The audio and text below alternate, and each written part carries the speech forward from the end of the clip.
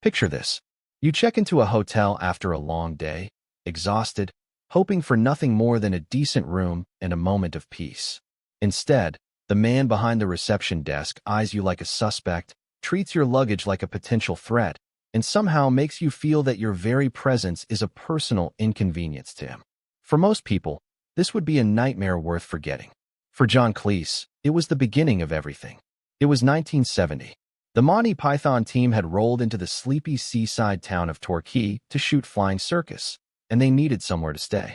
The Gleneagles Hotel seemed ordinary enough from the outside. Inside, however, they discovered Donald Sinclair, a hotel manager so spectacularly wrong for his profession that he seemed less like a real person and more like a character someone had already written. He was paranoid, hostile, and utterly convinced that every guest was either plotting against him or committing some unforgivable social crime. When Eric Idle left his briefcase unattended in the lobby for a few minutes, Sinclair didn't ask whose it was. He simply picked it up and hurled it over the garden wall, certain it was a bomb. When Terry Gilliam committed the grave sin of holding his fork incorrectly, Sinclair descended on him like a man whose entire sense of order had been personally violated. Complaints from guests weren't met with apologies. They were met with contempt. The man was a disaster wrapped in a waistcoat, and he had absolutely no idea. Most of the Python team wanted to leave immediately. Cleese, however, found himself unable to look away. There was something almost poetic about a man so completely unsuited to his job, yet so utterly convinced of his own authority. Cleese watched, observed, and quietly began taking mental notes on a character who was already forming somewhere in the back of his mind. Years passed before those notes became a script. Working with his then-wife Connie Booth, Cleese began shaping the Sinclair experience into something larger, sharper, and considerably funnier. The result was Basil Fawlty, a man burning with social ambition he could never quite reach, running a hotel that never quite functioned, and surrounded by people who could see his failings far more clearly than he ever could.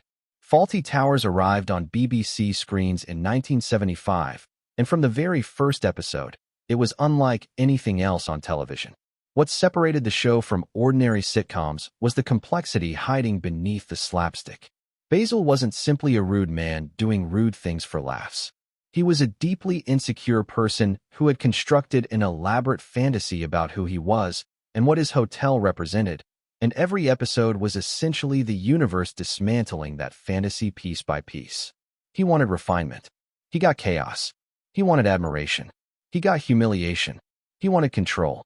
He got Manuel.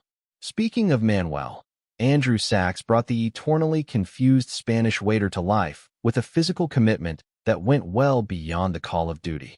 The man took real hits for his art. A scene involving a frying pan was filmed with an actual frying pan on the first take, leaving Sachs with a genuine bruise as a souvenir. A kitchen fire scene resulted in minor burns. He returned to set each time without complaint, adjusted his expression back to Manuel's trademark baffled optimism, and carried on.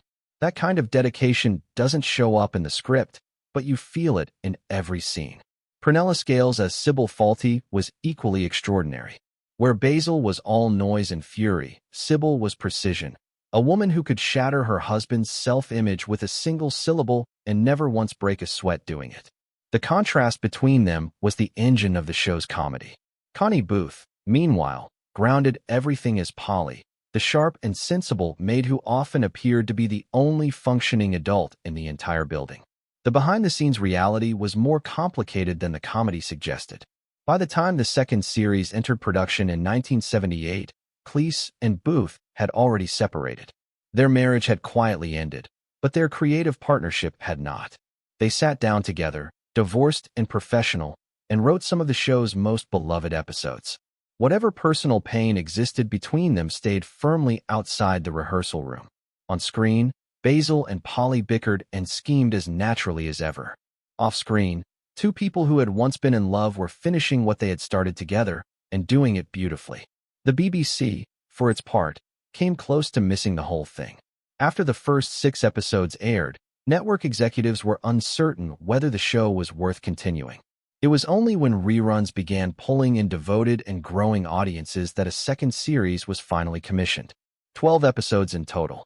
That was it. The entire run of Fawlty Towers fits comfortably into a single afternoon, and yet in the year 2000, the British Film Institute declared it the greatest British television series ever made. 12 episodes. The greatest ever. That ratio says everything about the quality packed into every single minute. Then there is The Germans, the episode that has refused to stay quietly in the past. Basil, operating under the influence of a fresh concussion, finds himself hosting a group of German tourists and becomes consumed by the single goal of not mentioning the Second World War. He fails spectacularly and repeatedly, eventually descending into a goose-step march through the hotel lobby while doing an impression of Hitler that nobody had asked for and everyone witnessed. The episode was outrageous from beginning to end. Cleese has always been clear about where the comedy was directed. The Germans weren't the joke. Basil was. The episode was a surgical strike at a very particular strain of British obsession. The inability to let the war go, the awkward national fixation that reveals itself at the worst possible moments. Basil's failure wasn't a reflection of German character. It was a reflection of his own. The target was always the man behind the reception desk, never the guest checking in.